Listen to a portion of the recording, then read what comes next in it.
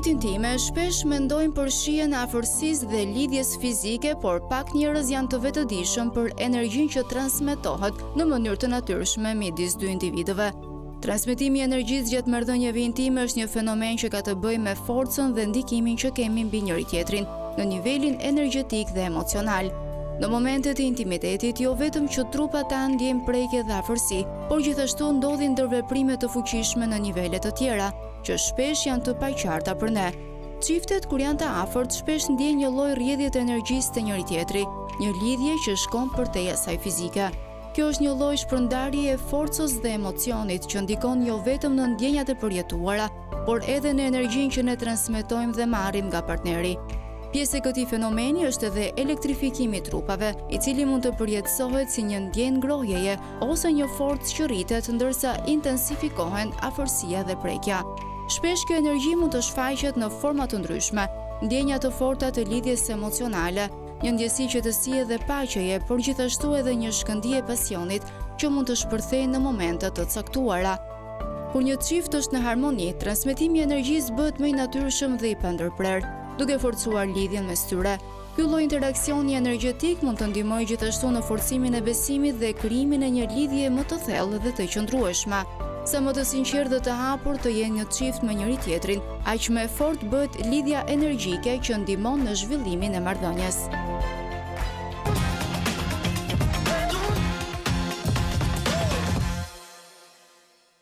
Mirë, jemi rikthyer në studio dhe sot do hymë në një diskutim që dita ditës bëhet shpesh. Sa më shumë besojmë në hinduizëm, në spiritualizëm, aq më shumë besojmë edhe këto konstatime. Ndikimi energjetik që marrim nga njerëzit me të cilët hymë në intimitet. Sipas traditave të lashta mistike, çdo kontakt i ngushtë midis dy personave nuk është vetëm fizik apo emocional, është edhe një shkëmbim energjie. Por për ta sqaruar, ndoshta për të kuptuar disa të vërteta në këtë perspektivë, do lidhemi drejt për së drejti me një lidhje përmes Viberit në Suedi me Afrodita Zajan, e cila është mjeshtre meditimi dhe interpretuese e diturisë shpirtërore. Afrodita, të përshëndesim. Të përshëndesim e dashur. Përshëndetje, shumë faleminderit për ftesën. Faleminderit që na u bashkove. Do flasim për energjinë e partnerëve në intimitet, kështu që menjëherë pyetja parë është si e shpjegon pikërisht tradita mistike, ajo çfarë ju keni studiuar, idenë se gjatë intimitetit ne shkëmbejmë energji. Është shumë e vërtetë. Atëherë unë përfaqësoj, si thuaç, diturinë vedike këtu dhe nuk ka shumë lidhje të bëjë me hinduizmin, por është thjesht një dituri që të lashtët e përdornin dhe sipas studimeve të mia gjithashtu edhe shqiptarët e lashtë e përdornin në kohët pellazgjike, sidomos para 5000 viteve dhe më tutje. Atëherë në një marrëdhënie, pra kjo vlen sigurisht, kjo dituri që po flasim ne këtu sot vlen për gjitha kohrat. Në rregull, është aq sa e lashtë, është edhe moderne. Është praktike. Po, se intimiteti ka ekzistuar gjithmonë, kështu që praktikisht do jetë. Edhe rregullat ekzistojnë gjithmonë dhe nëse nuk i dim rregullat ose si funksionojnë energjitë, atëherë neve domethënë ka pasoja, apo jo? Mirë. Në një marrëdhënie sido që të jetë, energjia e çfarë do lloj niveli të, po flasim mashkull femër tani në çift ose në marrëdhënie. Energjia e çfarë do lloj niveli të mashkullit do të përçohet tek femra. Pra, energjia kalon nga mashkulli tek femra dhe jo nga femra tek mashkulli, që të jemi të qartë. Okej. Në akt. Pra, sepse femra është pala marrëse në një marrëdhënie, ndërsa mashkulli quhet pala që jep, domethënë ai që jep diçka. Okej? Dhe kur një femër lidhet me një mashkull, domethënë në qoftë se mashkulli nuk është më i ulët se sa femra, në kuptimin që nuk është i lartësuar, nuk ka dituri, ka probleme, ka probleme me alkoolin, ka probleme me varësitë, ka padur një fëmijë të vështirë, ka një gjendje psikologjike shumë të vështirë, të ulët, atëherë automatikisht kjo lloj energjie, pavarësisht se mashkulli mund duket shumë i bukur, ka shumë lek, ka makina, por etj.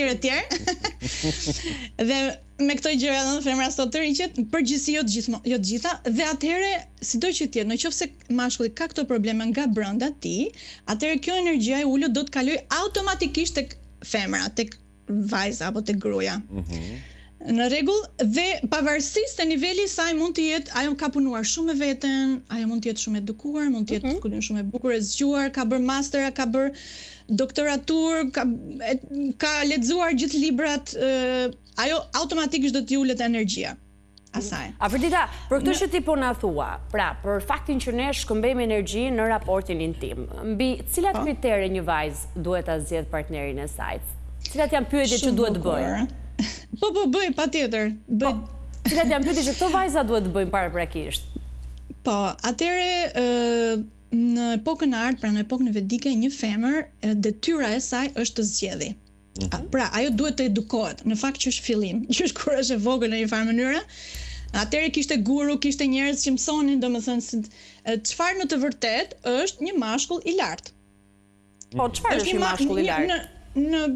Për kufizimin e sakt, do të thoya që një mashkull i lartësuar është një mashkull që ka punuar me veten, ka gjetur diturinë, ka penetruar, si më thënë, tek e vërteta dhe ka gjetur atë, dhe në qoftë se një mashkull i lartësuar lidhet me një femër, sa kudo ku të jetë ajo, edhe femra automatikisht rritet sepse do marrë energjinë e mashkullit. Okej? Tani një mashkull i lartësuar do të thotë një mashkull që ka punuar me veten, domethënë ka hapur, është bërë elektrikisht i gjallë quhet. Elektrikisht i gjallë, domethënë ka punuar me çakrat, ka pastruar çakrat e tij, ka gjetur diturinë e vërtet, ditës gjithë problemet të mëdhaja. Domethënë është i gjallë quhet. Ka diturinë hynore. A ke parti raste, dhe këtu flasim për përvojën jetësore, të vajzave që kanë bërë një zgjedhje të gabuar dhe kjo i ka dëmtuar edhe ato në energjinë e tyre. Vajzat bëjnë në përgjithësi zgjedhje të gabuara. Vërtet? Shumicën e rastet po, sepse mashkulli në ditët e sotme në ditët e sotme, jemi në epokën Kali Yug quhet, meqense përmendë pak hinduizmin dhe mistik. Dhe quhet epoka e errësirës, domethënë, në qoftë se një femër, domethënë i thot mashkullit, ai është shumë i pasur, ka makina, ka vila, është biznesmen, por gjendja psikologjike e tij është e rënduar keq, nuk është elektrikisht i zgjuar, është elektrikisht i vdekur, si më thënë. Ajo i thot, hajde, pranoj të lidhem me ty. Edhe ai mashkulli thot, çfarë do punoj me veten, unë ja ku e kam këtë. Në këtë kuptim, ne uroj mos thot kështu, po të vijojnë në ditën e sotme nuk meshkujt në përgjithësi nuk po them vërtetën, se këtu nuk do i fshehin. Po, dhe në realitetin duam. Pra sipas teje meshkujt shqiptar nuk punojnë me veten e tyre. Jo, nuk punojnë. Tani mund njëri diku pak, po shumica jo. Shumica absolutisht jo. Sepse nuk kanë dituri, jo se nuk duan, me qenë se jemi tek mungesa e diturisë, a ka një formë? Ja flasi një mashkull tani, po? Po, ta dëgjojmë djalin në studio. Unë rezonoj goxha, kam punuar me veten e dashur. Uroj shumë çdo kush, edhe vajzat. A ka një formë të kuptojmë se si partneri apo partnerja e ka formën e vetë të energjisë? Pra, në qoftë se partneri apo partnerja po transmeton energji pozitive apo negative në intimitet. E kuptojmë dot? Sigurisht që kuptohet. Në qoftë se femra është e lumtur, nuk arrin, domethënë është e gëzuar, energjia e saj nuk bie, atëherë sigurisht mashkulli ka bërë punën e vet. Por në përgjithësi, energjia nuk është se vjen më një herë, në fillim duken gjëra të bukura etj, por pastaj për një farë kohe, energjia e saj ulet dhe domethënë vuan, lë pasoja. Tek ajo. Femra është pala Marse dhe ajo do vuajë në fundit, sido që të jetë. Është detyra në natyrë, është detyra e femrës të zgjedhë. Për shembull në kohët e arta, si thua, një femër e dallonte kush ishte më elektrikisht i zgjuar domethënë jo në gjumë, por edhe i zgjuar domethënë me dituri. Dhe ajo dallonte, sepse ishte edukuar. Sot femrat nuk janë të edukuara, pra këtë po them. Po çfarë shenjash ka gjatë intimitetit, me qenë se jemi tek intimiteti? Gjatë intimitetit, atëherë fjala nuk e di a lejohet këtu, S-E-X do të thotë, S-ja do të thotë shumë fish, E-ja do të thotë energji, kurse X-i domethënë kryqëzim. Pra, kalon energjia elektrike e mashkullit, është shumë fishohet. Në qoftë se ai është toksik, shumë fishohen edhe gjëra toksike. Në qoftë se është i mirë, domethënë ka energji të mirë elektrike. Atëherë shumë fishi energjisë elektrike kalon nga mashkulli tek femra.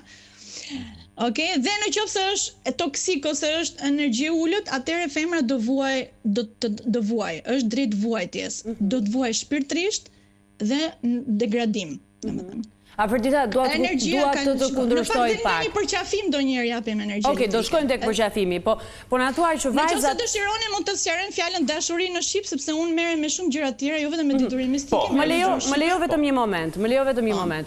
Po na thuaj që vajzat janë të pa edukuara për të zgjedhur partnerin e duhur, se nuk dua të nxjerr asnjë fjalë nga konteksti. Djem nga ana tjetër në Shqipëri thuaj që janë të pa ditur për të punuar me veten.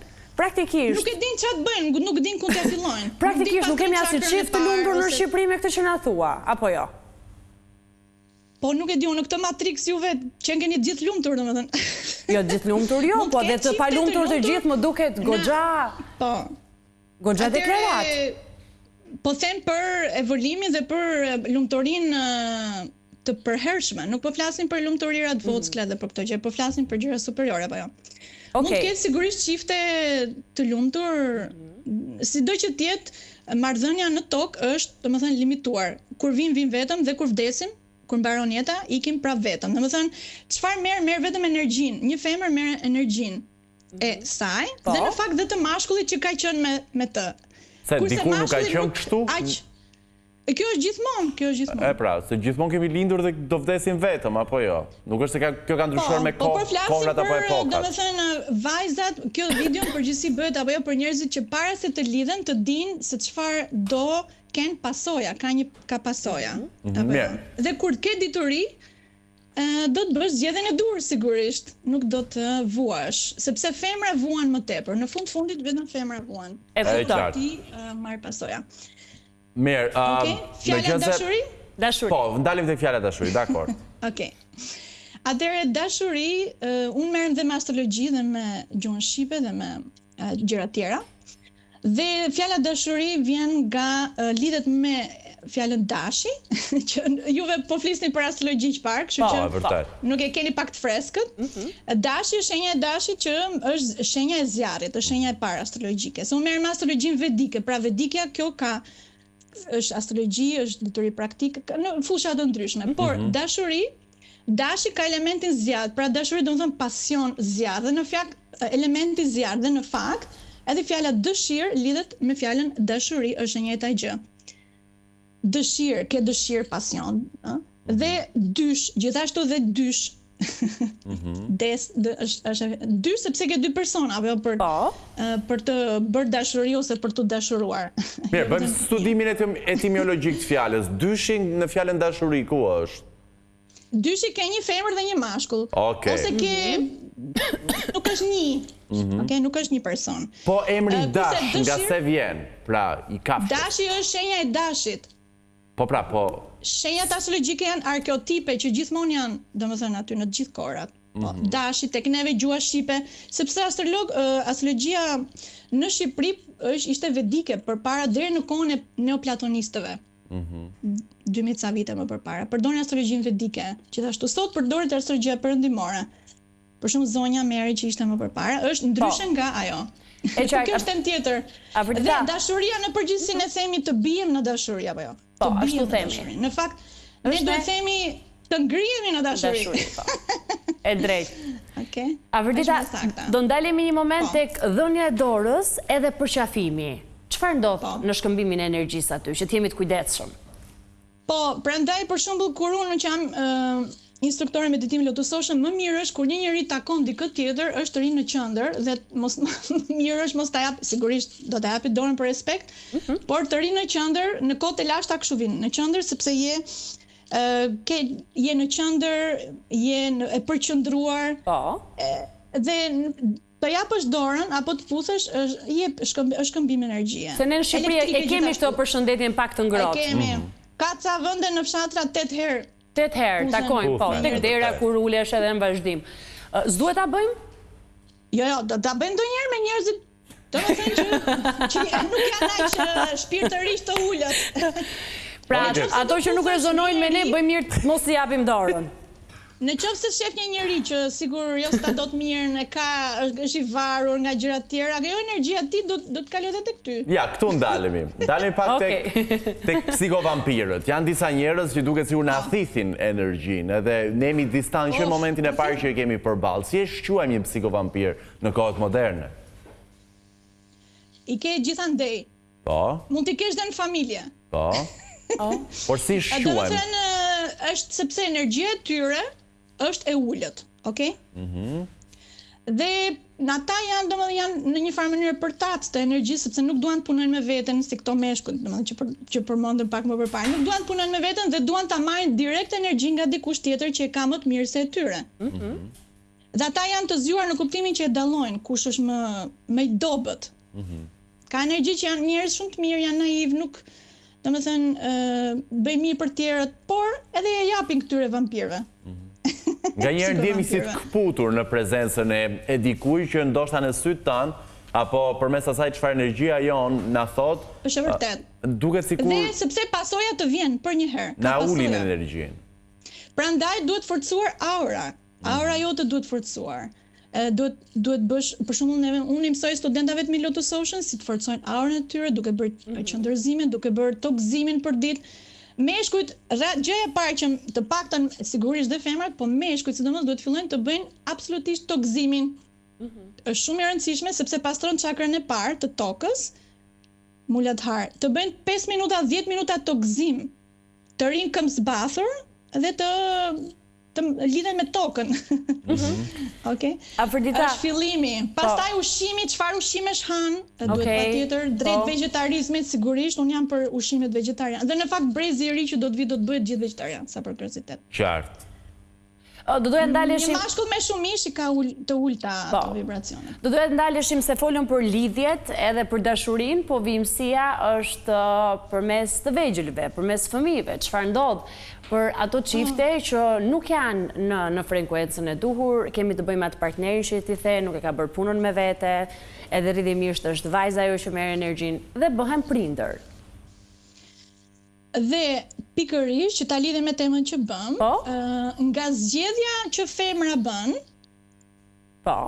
zgjodhi, i ullët i lartë nuk ka rëndësi, dhe ajo do bëj fëmijë, apo jo, femra mbart, femra ka përgjegjësinë për të bërë, për të vendosur cilat gene do të jenë në tokë.